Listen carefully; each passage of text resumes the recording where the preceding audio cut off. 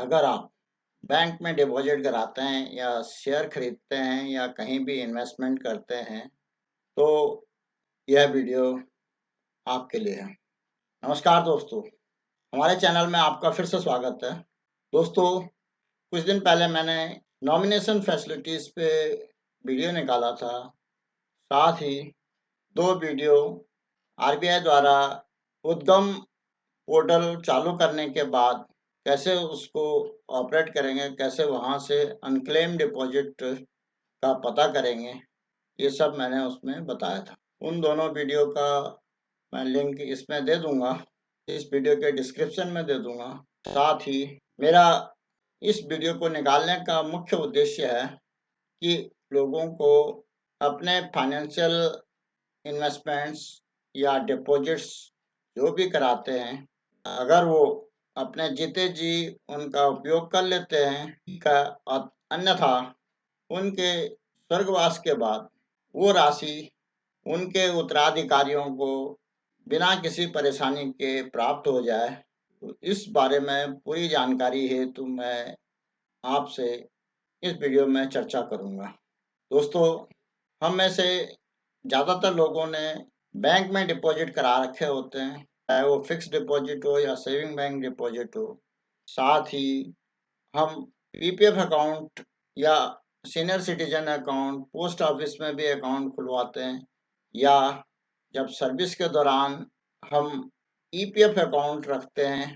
तो इन सभी प्रकार के फाइनेंशियल एसेट्स के लिए सरकार ने नॉमिनेशन की फैसिलिटी रखी हुई है और उस नॉमिनेशन की फैसिलिटी से जब कभी भी कोई आकस्मिक घटना हो जाती है इन्वेस्टर या डिपॉजिटर के साथ, उसका अचानक देहांत हो जाता है, तो नॉमिनेशन फैसिलिटी होने की वजह से उसके उत्तराधिकारियों को बिना परेशानी के वह राशि प्राप्त हो जाती है। दोस्तों, इस विषय पर पूर्ण चर्चा के लिए मैं क्रमबद्ध ढंग से प्रेजेंटेशन के माध्यम से आपके सामने चर्चा करूँगा। ये प्रश्न आता है हमारे दिमाग में कि हमें नॉमिनेशन क्यों कराना चाहिए? अक्सर लोग डिपॉजिट कराते हैं और कई बार भूल जाते हैं कि कहाँ पर डिपॉजिट करा रखा है और कितना डिपॉजिट है। अक्सर लोग डिपॉजिट करा लेते हैं या शेयर खरीद लेते हैं या ईपीएफ अकाउंट खोल देते हैं या सीनियर सिटीजन अकाउंट खोल देते हैं। उसमें या तो नॉमिनेशन देना भूल जाते हैं या कई बार ऐसा होता है कि किसी को नॉमिनेट कर दिया गया है और कुछ समय के बाद नॉमिनी की डेथ हो जाती है। डिपॉजिटर भूल जाते हैं कि हमने उस व्यक्ति को नॉमिनेट कर रखा था। उसकी डेथ होने के बाद नॉमिनेशन चेंज हो जाना चाहिए। कई बार लोग अपने नॉमिनेशन के बारे में, अपने डिपॉजिट्स के बारे में, अपनी इन्वेस्टमेंट के बारे में परिवार के सदस्यों के साथ भी डिस्कस नहीं कर पाते। लेकिन मेरा ये मानना है कि जब कभी भी आप कोई भी इन्वेस्टमेंट करें, कोई भी डिपॉजिट करें, कोई भी शेयर मार्केट में शेयर खरीदें या म्यूचुअल फंड में इन्वेस्टमेंट करें या डीमैट अकाउंट खुलवाएं, इन सभी केसेस में आपको नॉमिनेशन कर लेना चाहिए। नॉमिनेशन से आपके जाने के बाद जो आपके उत्तराधिकारी हैं, उनको किसी प्रकार की कोई परेशानी ना हो, उसके लिए नॉमिनेशन बहुत ही ज़रूरी है। दोस्तों, नॉमिनेशन फैसिलिटी कहाँ-कहाँ उपलब्ध है? अगर आप बैंक में डिपॉजिट कराते हैं, तो उसी समय नॉमिनेशन फैसिलिटी आप अवेल कर सकते हैं।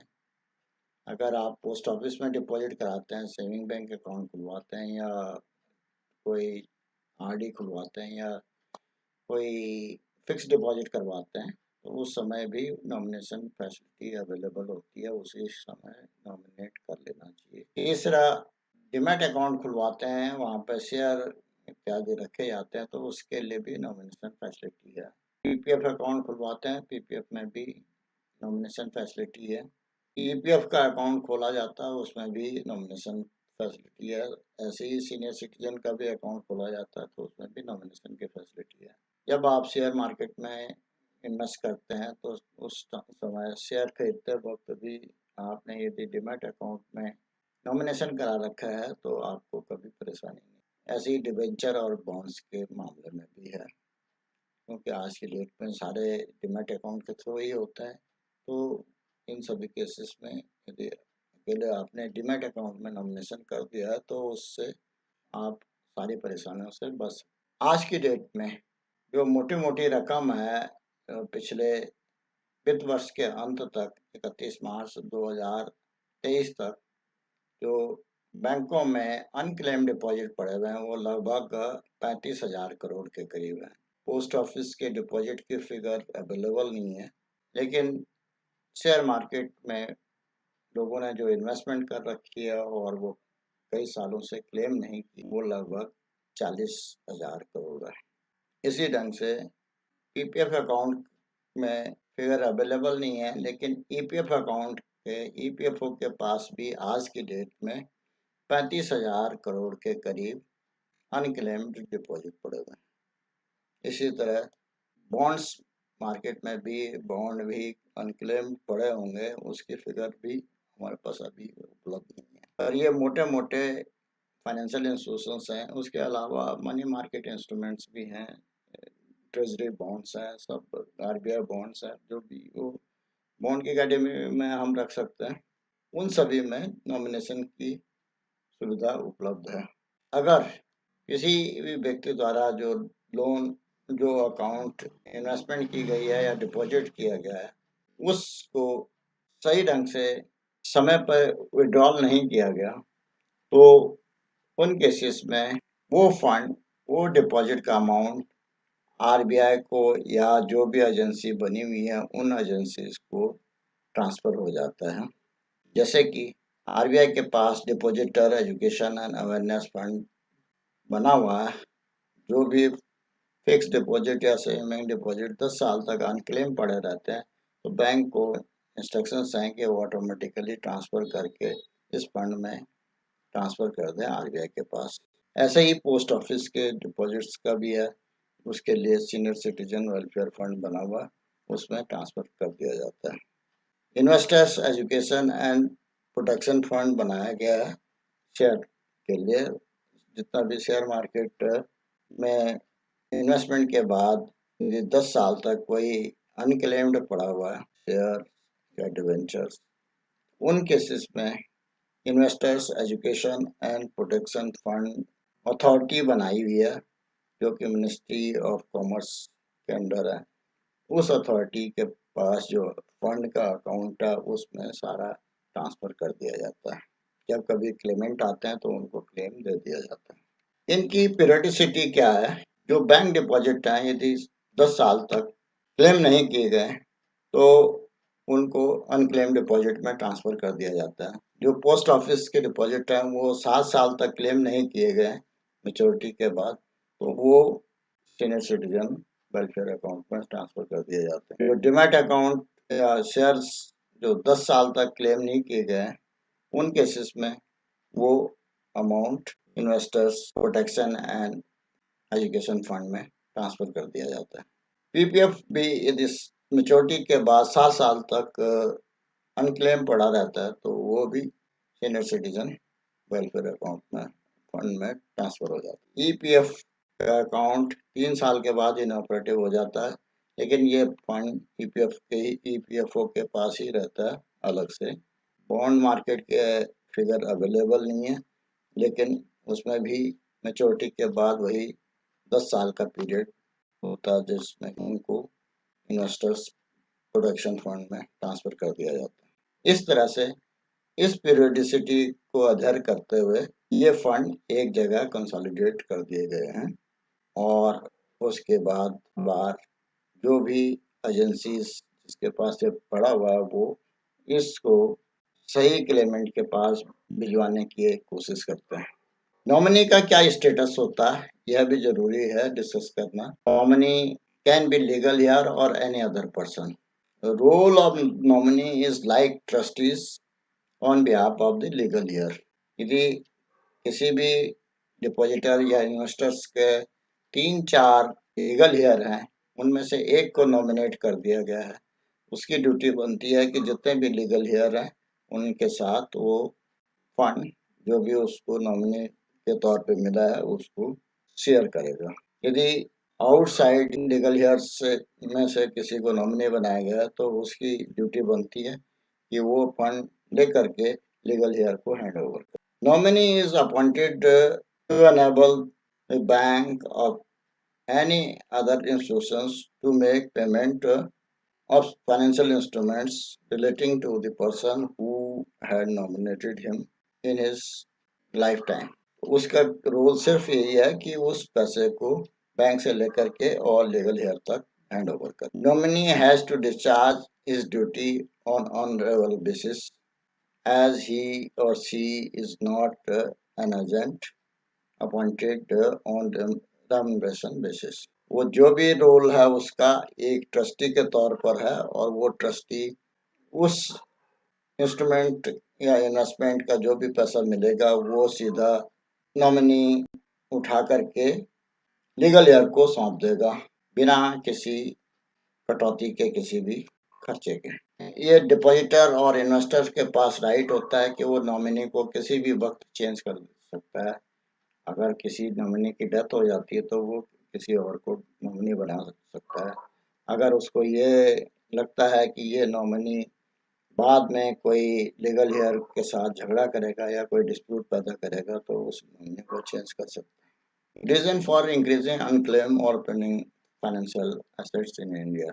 पिछले 2-3 सालों से तेजी से ये अमाउंट बढ़ रहा है अनक्लेम डिपॉजिट का। उसका एक कारण ऐसा भी है कि अचानक ही कोरोना काल में कोविड-19 के काल में काफ़ी सीनियर सिटीजन्स की डेथ हो गई और वो अपनी इन्वेस्टमेंट या डिपॉजिट्स की डिटेल अपने लीगल हेयर तक बता नहीं पाए। कई बार क्या होता है कि उनके जो इन्वेस्टमेंट की होती है उसके इंस्ट्रूमेंट या जो फिजिकल पेपर होता है वो उनको मिलते नहीं है तो उसकी वजह से भी वो क्लेम नहीं कर पाते इन्वेस्टमेंट मैच्योरिटी के टाइम पे। जिंदा होते हुए भी वो खुद उस पैसे को नहीं ले पाते क्योंकि उनके पास पेपर नहीं होते। ऐसी भी कई बार स्थिति आती है कि सीनियर सिटीजन इसलिए नॉमिनेट नहीं करते कि वो ये समझते हैं कि यदि मैंने एक किसी पर्टिकुलर व्यक्ति को नॉमिनेट कर दिया तो परिवार के अन्य सदस्य उसके लिए नाराज हो जाएंगे। इस ढंग से वो इनडिसिसिव एटीट्यूड रहता है और वो कोई किसी भी निर्णय पे नहीं पहुंच पाते हैं और वो नॉमिनी अपॉइंट नहीं कर पाते। कई बार क्या होता है कि किसी भी डिपॉजिटर या इन्वेस्टर की डेथ होने के बाद उसके फैमिली मेंबर में डिस्प्यूट्स खड़े हो जाते हैं जिसकी वजह से वो बैंक से या फाइनेंशियल इंस्टीट्यूशन से या मार्केट से वो इन्वेस्टमेंट या वो डिपॉजिट क्लेम नहीं कर पाते हैं। ये बड़े-बड़े कारण थे जिसकी वजह से ये अनक्लेम डिपॉजिट पिछले कुछ सालों से ज़्यादा पाइल अप हो रहे हैं। अब ये देखना है दोस्तों कि गवर्नमेंट इसमें क्या एफर्ट्स कर रही है। पिछले 2022 से लगातार गवर्नमेंट कोशिश कर रही है कि ये अनक्लेम डिपॉजिट उसके सही हकदार को मिल जाए। इसके लिए फाइनेंस में काफ़ी चर्चाएं चलती रही और बैंकर की मीटिंग इनवाइट करते रहे, उस पे स्ट्रेस देते रहे कि जो इन्वेस्टर्स का पैसा या डिपॉजिटर का पैसा है वो उन तक पहुंच जाए। दोस्तों अभी हाल ही में फाइनेंस मिनिस्टर ने अपने स्टेटमेंट दी है कि बैंक या मार्केट सिस्टम इंश्योर करे कि अनक्लेम डिपॉजिट उनके डेजिग्नेटेड बेनिफिशियरीज को विदाउट एनी हैसल और हिंड्रेंस के पहुंच जाए। ये ऑर्गेनाइजेशन ये इंश्योर करें कि हर डिपॉजिट में हर इन्वेस्टमेंट में नॉमिनी है। साथ ही ये इंस्टीट्यूशंस यह भी कोशिश करें कि जो उनके ऑपरेटिंग स्टाफ हैं जो कि इन्वेस्टर्स या डिपॉजिटर्स के साथ इंटरेक्ट करते हैं वो जिस टाइम वो डिपॉजिट करने आते हैं उसी समय उन्हें नॉमिनी अपॉइंट करने के लिए कह दें और उसके लिए नेसेसरी पेपर फॉर्मेलिटी पूरी कर दें। इससे क्या होगा कि यदि शुरू में ही नॉमिनी अपॉइंट कर दिया गया है तो वो डिपॉजिटर फिर निश्चिंत हो सकता है। जितने भी फाइनेंशियल इंस्टीट्यूशंस हैं या जो भी मार्केट में सेबी और अन्य रेगुलेटर हैं वो उसकी नॉमिनेशन फैसिलिटी की सफिशिएंट पब्लिसिटी करें ताकि अधिक से अधिक लोग में ये जागरूकता उत्पन्न हो सके और वो अपने नॉमिनेशन जितनी जल्दी हो सकता है वो कंसर्न बैंक या इंस्टीट्यूशंस के पास सबमिट कर दें। तो पब्लिसिटी और अवेयरनेस भी बहुत ज़रूरी है और ये गवर्नमेंट कर भी रही है, पर उसमें और ज़्यादा एफर्ट्स की ज़रूरत है। दोस्तों, इस तरह मैंने इस वीडियो में ज़्यादातर पॉइंट कवर कर लिए हैं। फिर भी यदि कोई पॉइंट आपके दिमाग में आते हैं तो उसके लिए अपने कमेंट कर सकते हैं। आशा है इस वीडियो से आपको जो जानकारी मिली होगी उससे लाभ होगा।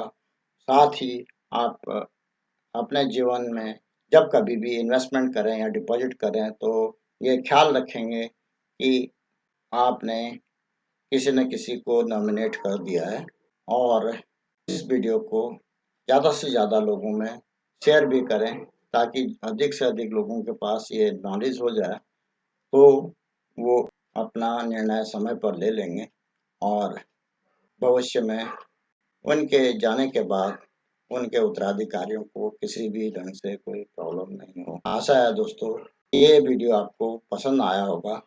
अगर पसंद आया तो इसको लाइक करें, साथ ही अपने दोस्तों में शेयर भी करें और फाइनेंशियल लिटरेसी से संबंधित, गवर्नमेंट की स्कीम से संबंधित, पोस्ट ऑफिस की स्कीम से संबंधित या शेयर मार्केट से संबंधित कोई भी जानकारी चाहिए तो उसके लिए इस चैनल को सब्सक्राइब करें।